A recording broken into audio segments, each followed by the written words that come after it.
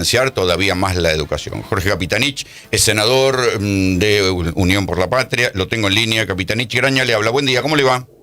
Buen día, Rondo, un gran gusto saludarte. ¿Qué festeja el gobierno?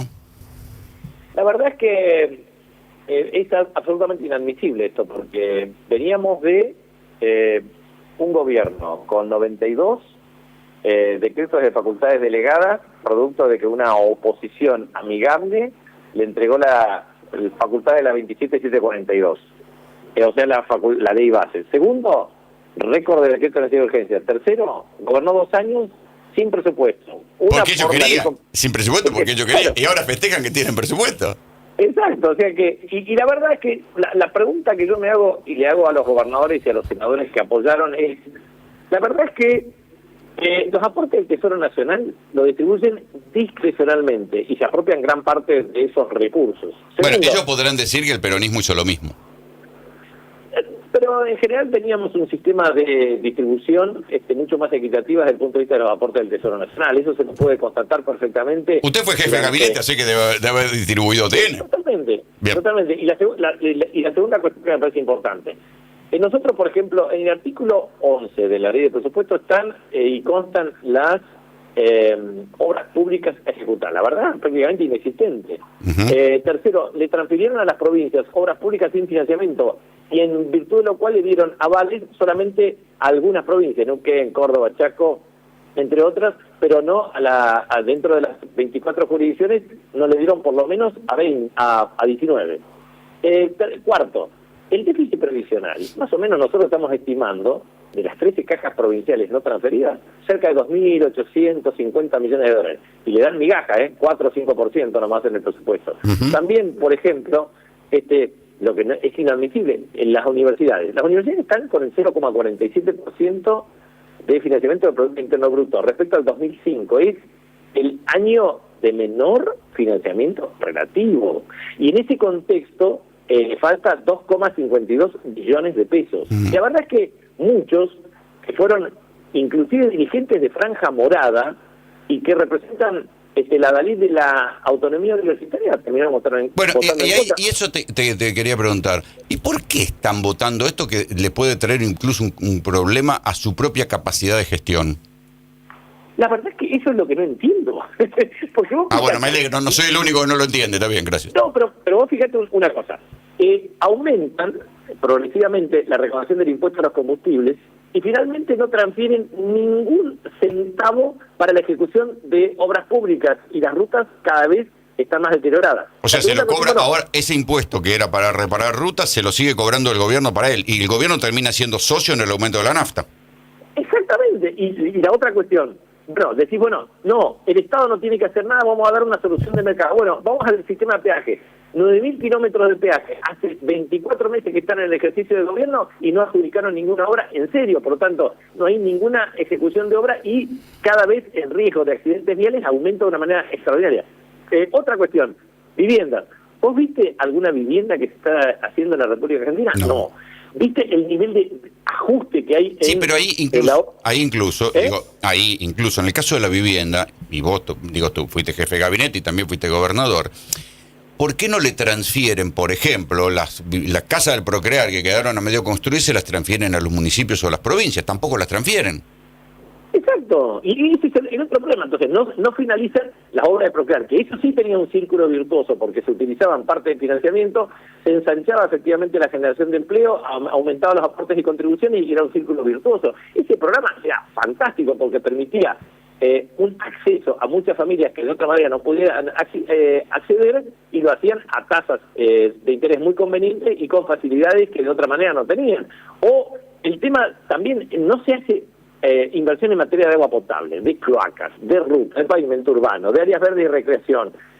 A su vez, el financiamiento de organismos multilaterales de crédito lo toman para la especulación financiera, pero no toman, por ejemplo, recursos del Banco Mundial, del Banco Interamericano de Desarrollo, la Corporación Andina de Fomento, para la expansión de obras de infraestructura que tiene un efecto dinamizador del empleo y moviliza 104 sindicatos. O sea, sinceramente, si vos mirás esto y decís, ¿por qué los gobernadores terminan convalidando un presupuesto regresivo, excluyente y sobre todo perjudicial para el desarrollo de las economías regionales? La verdad es una pregunta sin respuesta. ¿Es porque tienen miedo que haya un estallido en sus provincias? Acordémonos que en los 90 también, cuando Cavallo y Menem le empezaron a ajustar la canilla de fondos a algunas provincias, estallaron. Pienso en Angelós, por ejemplo.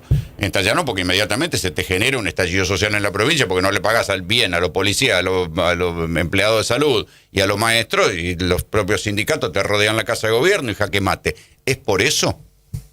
Bueno, objetivamente lo que ya se está generando en muchas provincias es un deterioro del salario público exorbitante, ¿eh? Estamos hablando de que en 24 meses la caída oscila entre 25 y 32%. Eso es insostenible para el policía, para el trabajador docente, para el médico, para el enfermero, para los trabajadores de la salud. De manera tal de que ahí se está armando un proceso de ebullición de carácter encubierta. Y a su vez, ese mismo trabajador se endeuda. Ese endeudamiento a mayor tasa de interés por incumplimiento. Y eso efectivamente implica afectación en la cadena de pago, que a su vez se torna en el incumplimiento del sistema financiero, que vos sabés muy bien que es un tema de liquidez y solvencia. Cuando la iliquidez se transforma en insolvencia, afecta la estructura patrimonial y eso obviamente puede generar desconfianza en el sistema de retiro de depósitos. Entonces, ojo con lo que se está haciendo, porque definitivamente aquí hasta ahora lo que uno está observando es aumento de los niveles de precarización, deterioro del salario mínimo vital y móvil, que era el primero en América Latina, ahora es el último.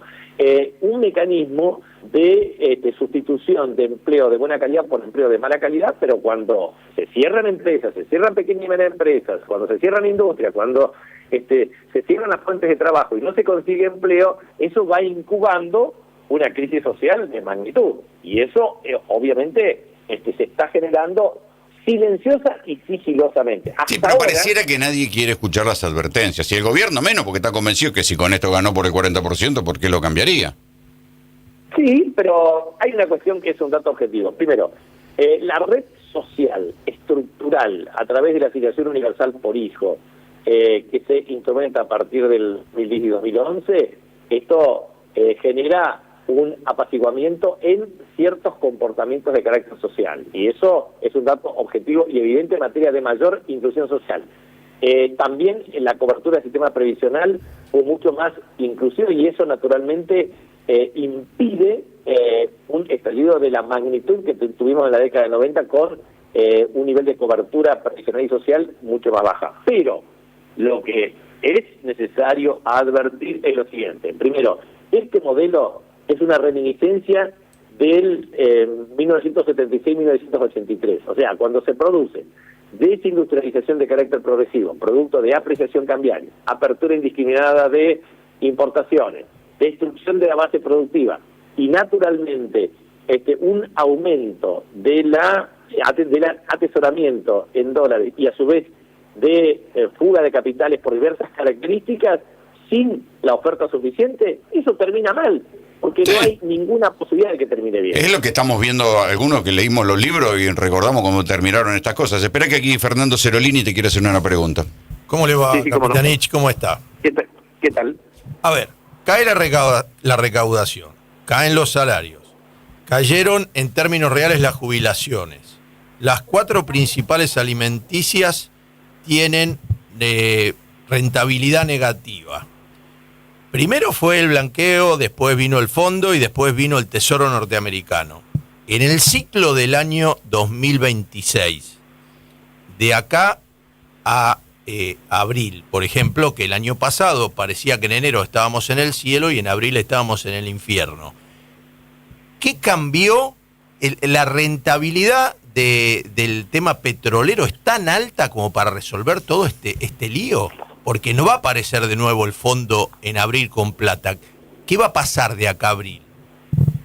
Mirá, respecto al tema de la renta petrolera, 859.000 barriles versus una meta de 1,5 millones de barriles por día para el año 2031-2033. Eso significa 80.000 millones de dólares de inversión solamente para IPF, lo cual requiere 30.000 millones de dólares de reinversión de utilidades y 50.000 millones de dólares de acceso al financiamiento internacional. ¿Eso qué significa? Significa claramente, primero, que se mantenga de una manera sostenida un precio del barril que sea asequible efectivamente a ese modelo de rentabilidad y acumulación.